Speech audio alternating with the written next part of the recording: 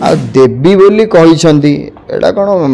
माकड़ को कदली खाइला बरिया लागुछि ना कोन माकड़ अछि तो मु ताको कदली देबी ना बलद अछि तो मु ताको कुंडा देबी ना नबाटा मो पे गोटे खराब कारण राम राज्य रे रावण को ना नबाटा मो पे गोटे अनुचित आज्ञा एटा कोन भोगखिया गाँ भोगखिया हेछि आपण देई देई थांतु मु देबी दुख लगुछि गोटी अनुष्ठान रे दुईटी पार्थक्यता आचार माने विचार करा जाउछि आउ जनक पे अन्याय करा जाउछि पारिबी जदि भौणीटी को बंचेवा पई मो राजा रास्ता रे भी भिक मागे पे पछेबी भाबीबाटा भूल लागे हम नांडू बाबू एटी दुईटी जिनस आपण करिसंती गोटे हिरोइन रो देह भल करिक लक्ष लक्ष टका खर्च करिसंती गोटे सिंगर को आज राजा माने मरण सहित संग्राम कराउछंती नमस्कार गोटे हृदय विदारक कथा एटा जेहेतु मंजुश्री गोटे मो सान भौणीटे हम तार दुईटी किडनी फेल हो जाइए सी आज आज्ञा राजा रास्ता निज जीवन सहित संग्राम करुछि जीवन को बंचेवाई से राजा रास्ता आज छिड़ा आज्ञा एटा गोटे दुखदायक कथा से ही यात्रा अनुष्ठान रे तुलसी रे विगत दिन रे सोनाली देह खराब थिला तांको प्रति लक्ष लक्ष टंका खर्च करा जाई तांको प्रति लक्ष लक्ष टंका खर्च करा गला तांको सुस्थ कर दिया गला सही अनुष्ठान रे भी मंजुश्री भी थिले सी भी गोटे कलाकार ये भी गोटे कलाकार तांको पाई आजी नांडू बाबू सहयोगर हाथ बढ़ेले नहीं दुख लगुची गोटे अनुष्ठान रे दुईटी पार्थक्यता जनक पे आचार माने विचार करा जाउची आउ जनक पे अन्याय करा जाउची जी तो नांडो तो कहछन देबे बोली पैसा कहछन से देबे सुनंतु आज्ञा दबा कथा जो कहउछंती आज की से झियोटी 2 मास हेलाणी जी कि 3 मास हेलाणी कि 6 मास हेलाणी जीवन सहित संग्राम करुछि सेते बेले से जदि देई पारि थांते आज कोन से झियोटा कहि पारि थांता कि से देबे बोली कहिसंती आपण कहछन से देई नंता देई नहांती एबे भी कहउछंती दबी देबी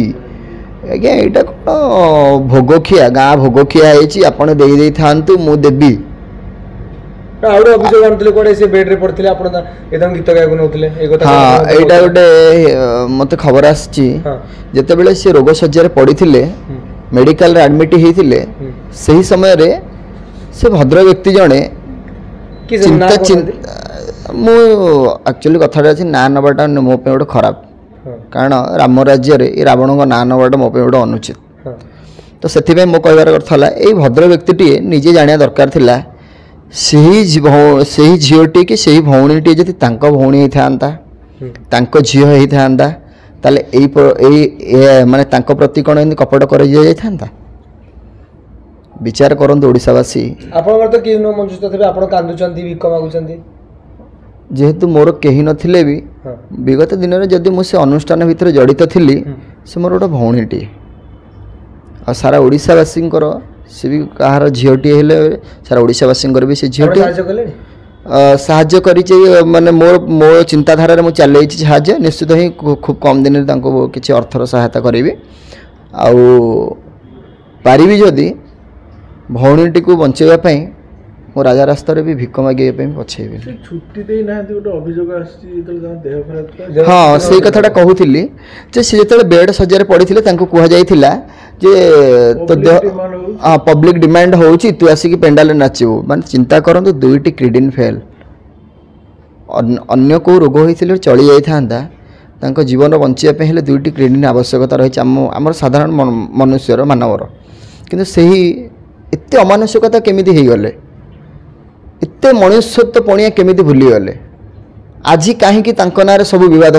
छंदी हो जाउछ भगवान न करंतु मनुष्यकर किछि हो जदी किछि हेले के दाई हेबे नंडो दाई हेबे कहीं ना अनुष्ठान रे सी तमर थिले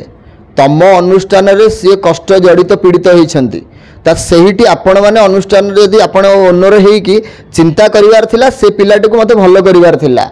ଆଜି କ'ଣ କଲେ ଯେତେବେଳେ ରୋଗରେ ଶଯ୍ୟା ହେଇଗଲା ତାକୁ ରାଜରାସ୍ତାକୁ ପେଲିଦେଲେ ଠେଲିଦେଲେ ତାକୁ ମରଣ ସହିତ ସେ ସଂଗ୍ରାମ କରୁଛି। ଭାବିବାଟା ଭୁଲ ଲାଗେ ଆମ ନାଣ୍ଡୁ ବାବୁ। ଏଠି ଦୁଇଟି ଜିନିଷ ଆପଣ କରିଛନ୍ତି। ଗୋଟେ ହିରୋଇନ୍ର ଦେହ ଭଲ କରିକି ଲକ୍ଷ ଲକ୍ଷ ଟଙ୍କା ଖର୍ଚ୍ଚ କରିଛନ୍ତି, ଗୋଟେ ସିଙ୍ଗରକୁ ଆଜି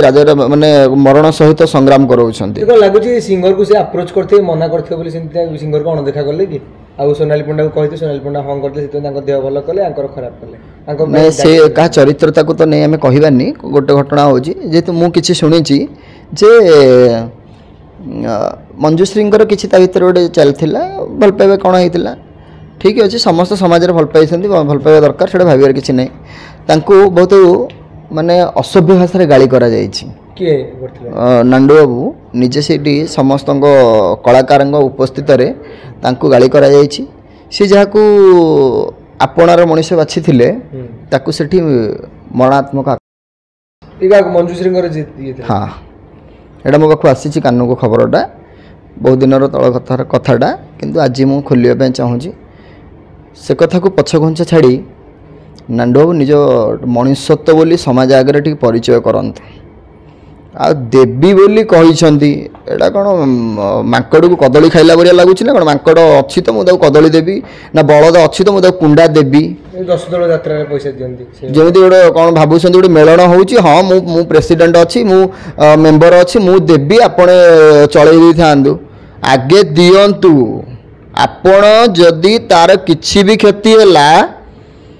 ଆପଣଙ୍କ ପରିସ୍ଥିତି ବହୁତ ଭୟଙ୍କର ହେବ।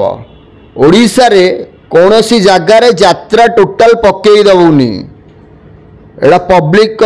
ପବ୍ଲିକ କହୁଛନ୍ତି ବୋଲି ଚିନ୍ତା କରିବେ।